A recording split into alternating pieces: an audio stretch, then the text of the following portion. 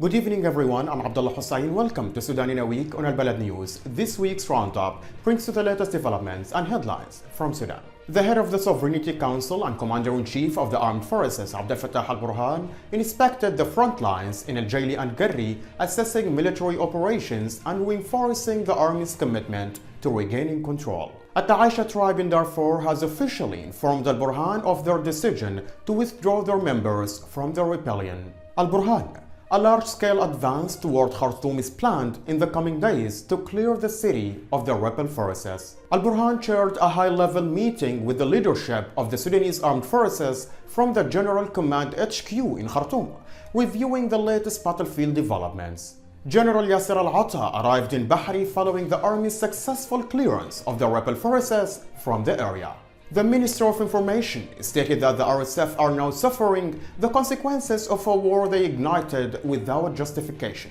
The Minister of Transport announced plans to expand Port Sudan Airport to accommodate 40 aircraft simultaneously. The Ministry of Foreign Affairs condemned the massacre at the Saudi hospital, calling it further evidence of the genocide committed by the RSF.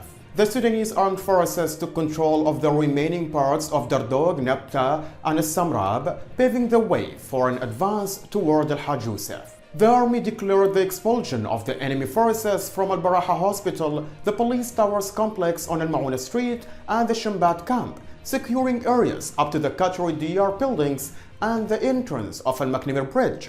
Most of Bahri has been cleared except for limited pockets in Kafuri. The joint forces announced that 200 RSF fighters were killed as the army repelled a large-scale attack on Al-Fashir from the eastern axis. Brigadier General Nabil Abdullah confirmed that the Sudanese army has successfully liberated Rawaba from the RSF remnants. The army entered Omdurman's Mbadda 26, securing key strategic locations.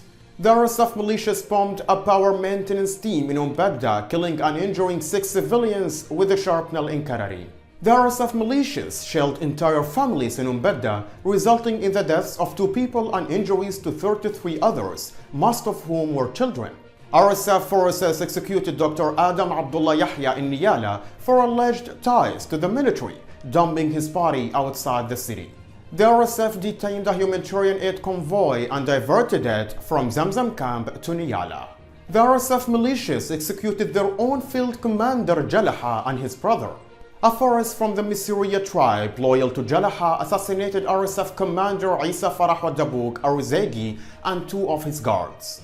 The initial estimated damages caused by RSF sabotage in Al Jazeera state amount to 23.7 million. Authorities opened the Tahaddi Road for traffic between Shandi and Khartoum. The Popular Committee of APA held a press conference affirming that the people of the region alone will determine their fate. Sudanese authorities announced that full cooperation with the International Criminal Court requires ratification of the Rome Statute. The judiciary released a new list of 26 wanted individuals affiliated with the RSF and its allies, urging them to surrender at the nearest police station. The Sudanese Civil Defense officially announced that Wad Madani is now prepared to receive displaced citizens.